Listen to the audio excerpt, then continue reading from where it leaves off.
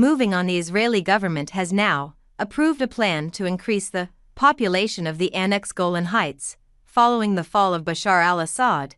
In Syria, Israeli Prime Minister Benjamin Netanyahu's office said that his government has unanimously approved $1 million plan for the demographic growth of the Golan Heights. The Golan is home to about 23,000 Druze Arabs whose presence predates the occupation and most of whom retain Syrian citizenship, as well as around 30,000 Israelis.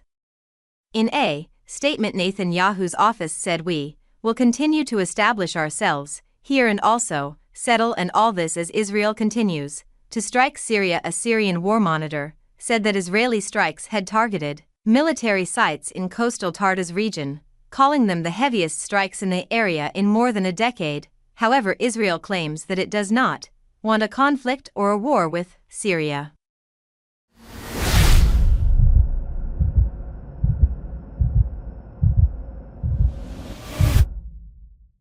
We have no interest in confronting Syria. We will determine Israel's policy towards Syria according to the emerging reality on the ground. I remind you that, for decades, Syria was an active enemy state to Israel. It attacked us again and again. It allowed others to attack us from its territory. It allowed Iran to arm Hezbollah through its territory.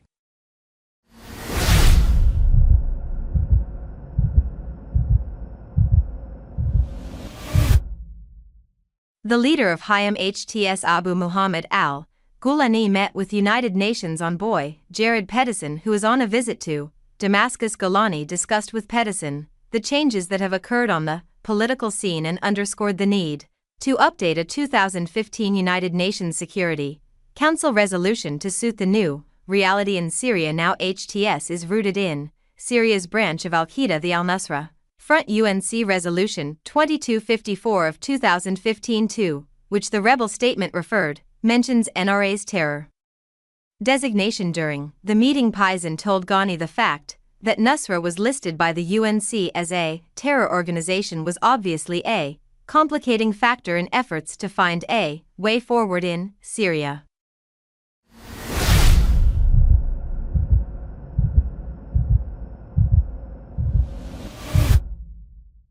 Meanwhile, after the US, the UK has now confirmed establishing diplomatic contacts with HTS. Britain's Foreign Secretary David Lammy acknowledged that the HTS remains a designated terrorist organization, but listed the HTS rather the need for a representative and inclusive government in Syria and destruction of Assad-era chemical weapon stockpiles as reasons to maintain diplomatic ties with HTS. On the same day, the Foreign Ministry announced the release of $63 million of humanitarian aid for the most vulnerable Syrians. Meanwhile, Qatar's embassy to Syria is all set to resume operations on Tuesday. The Gulf Emirate made the announcement as its diplomats visited the country and met with its transitional government. It also named a new head of mission to Syria. Khalifa Abdullah al-Mud al-Sharif. Doha closed its embassy in Asus and recalled its ambassador in 2011. That's early in the uprising against the Assad government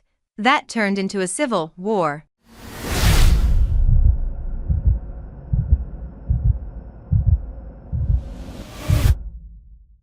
Thanks for watching this video.